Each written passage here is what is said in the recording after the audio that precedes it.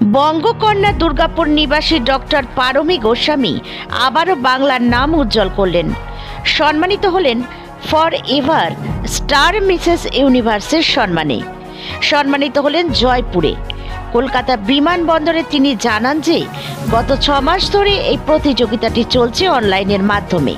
কঠিন পরিশ্রম করার পর তিনি সিটি ফাইনালেতে জয়ী হয়। দুর্গাপুরের এডিডি চেয়ারম্যান কবি দত্ত হাতে ক্রাউন পরানো হয়। এরপর তার ফাইনাল হয় জয়পুরে, যেখানে তিনি জয়ী হন। তিনি ওয়েস্ট বেঙ্গলকে প্রতিনিধিত্ব করে এবং জয়ী হন।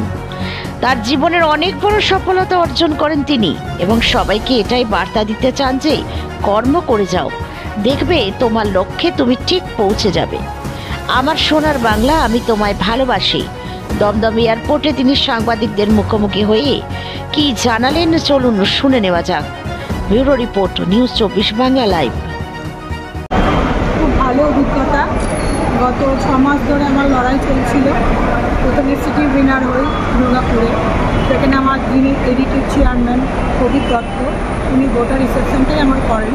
কারণ ওটা নিয়ম ছিল যে সিটি ফিনালে যখন হবে সেটা যেন আমাদের দুর্গাপুরের কেউ একজন ভালো নাম করা কেউ যেন করেন।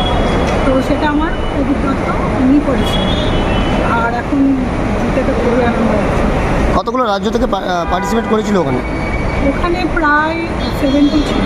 শুধু মিসেস ছিল না, মিস ছিল, টিম ছিল, মিসেসের 2 রকম ক্যাটাগরি ছিল। যেমন ধরুন G1 G2, হ্যাঁ, দুটো ক্যাটাগরি ছিল। এই যে এর আগেও আপনি প্রচুর জায়গায় অ্যাওয়ার্ড পেয়েছেন, সম্মান পেয়েছেন এবং ইউনিভার্স হয়েছেন, এই বিষয়টায় আপনাদের ফ্যামিলির তরফ থেকে কতটা সাপোর্ট পান? ফ্যামিলির তরফ থেকে তো অনেকই সাপোর্ট ছিল। প্লাস তাছাড়াও আমার দুর্গাপুরের যিনি এডিটিভ চেয়ারম্যান উনিও আমাকে প্রচণ্ড সাপোর্ট করেছেন।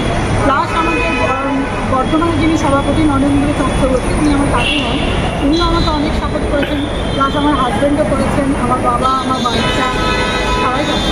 পরিবারের জন্য কি বলবেন? পরিবারের জন্য বলবো যে আমি আরও আগে যেতে চাই, আর সামনে দেখি আরও কিছু কাজ করতে পারি, সেগুলো করার ইচ্ছা আছে। নিজের এই জার্নিটার ব্যাপারে যদি 2-1 কথা বলেন। জার্নিটার ব্যাপারে এটা তো বললাম যে 6 মাস ধরে আমি কিন্তু এই প্রোগ্রামটার জন্য প্রস্তুত হচ্ছিলাম। একটার পর একটা স্টেপ ছিল, একটার পর একটা স্টেপের পর উন্নতি করতে করতেও লাস্টে আমি এখানে এসে পৌঁছাই।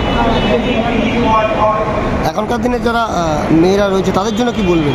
তাদেরকে একটাই বার্তা দেবো যে সংসার করো, যারা নিজেরা জব করছো জব করো, কিন্তু নিজের জন্য একটা টাইম বার করো, অন্তত মানে 24 ঘন্টার মধ্যে 1 ঘন্টা বার করো, যেটা নিজের ওপর দেওয়া যায়। আর এই সবাই বলে মডেলিংটা হয়তো খুব একটা ভালো নয়, কিন্তু এই জায়গাটা খুবই ভালো। চেষ্টা করলে নিশ্চয়ই এগিয়ে যাওয়া যাবে। সবাইকে এটাই বলবো যে আমার মতন সবাই চেষ্টা করো, আর আমি তো আছি, যারা করতে চাইবে তাদেরকে আমি হাত ধরে একটু সাহায্য করব। পাশাপাশি আপনি হিউম্যান রাইটসেও রয়েছেন। হ্যাঁ, আমি হিউম্যান রাইটসের অ্যাজ এ ওয়েস্ট বেঙ্গলের বর্ধমানের সভাপতি।